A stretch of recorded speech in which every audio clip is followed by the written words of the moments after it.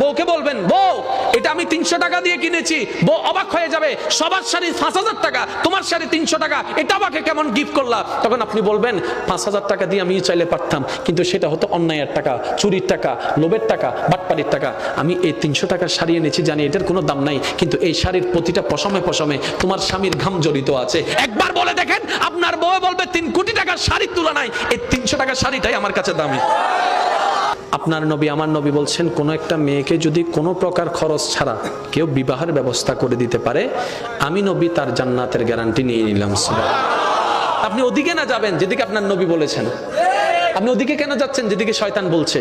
তো সমাজ চলে গেছে, কিন্তু আমি যেতে পারবো না, কারণ আমার কবরে আমাকে একা থাকতে হবে, আমার আল্লাহকে আমার একাই জবাবদিহি করতে হবে। তখন এই সমাজও আসবে না, এই পরিবারও আসবে না, এই আশেপাশের মানুষগুলা বলতে আসবে না। সেজন্য আমার যুবক ভাইরা বলেন, বিয়ের সময় কি কোনো যৌতুক নেওয়া চলবে? আরেকটু জোরে বলেন, যৌতুক নেওয়া চলবে?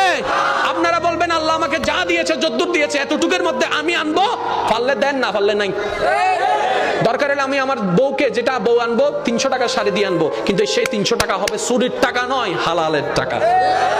আপনার বউকে বলবেন, বউ এটা আমি 300 টাকা দিয়ে কিনেছি। বউ অবাক হয়ে যাবে, সবার শাড়ি 5000 টাকা, তোমার শাড়ি 300 টাকা, এটা আমাকে কেমন গিফট করলা? তখন আপনি বলবেন 5000 টাকা দিয়ে আমি চাইলে পারতাম, কিন্তু সেটা হতো অন্যায়ের টাকা, চুরির টাকা, লোভের টাকা, বাটপাড়ির টাকা।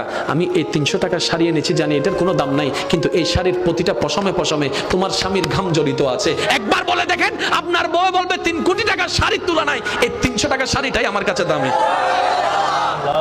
বলে দেখবেন একবার। আপনারা তো অনেক সময় বলেন, মাইয়া ভক্কলে শুধু হতে দেয় দেয়, না না, ইতারা হতে সবচাইতে বেশি কি চাই হতে না, মায়া আসোয়া দে ইতারা টিয়া জোরহন না টিয়া।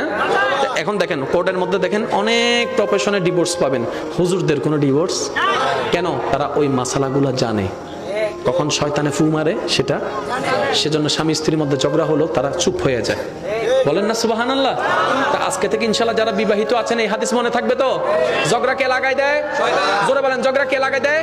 স্বামীর কোনো দোষ, স্ত্রীর কোনো দোষ। আল্লাহ আমাদের সবাইকে বুঝার তৌফিক দান করুক। আগামী বছর মাহফিলটা হোক, আপনারা চান কিনা? জোরে বলেন, চান কিনা? আমার কথা কি কেউ কষ্ট পেয়েছেন? আমি কি কারো পক্ষে বলেছি? আমি কারো বিপক্ষে বলেছি? আল্লাহ আমাদের সবাইকে বুঝার তৌফিক দান করুক। আগামী বছর এই মাহফিল যখন আয়োজন হবে, আপনারা সবাই সহযোগিতা করবেন, 5 ওয়াক্ত নামাজ ছাড়বেন না, কারণ এই নামাজ আপনার জীবনে একটা শৃঙ্খলা নিয়ে আসবে। বলেন সুবহানাল্লাহ। এই কথাটা একটু খেয়াল করবেন।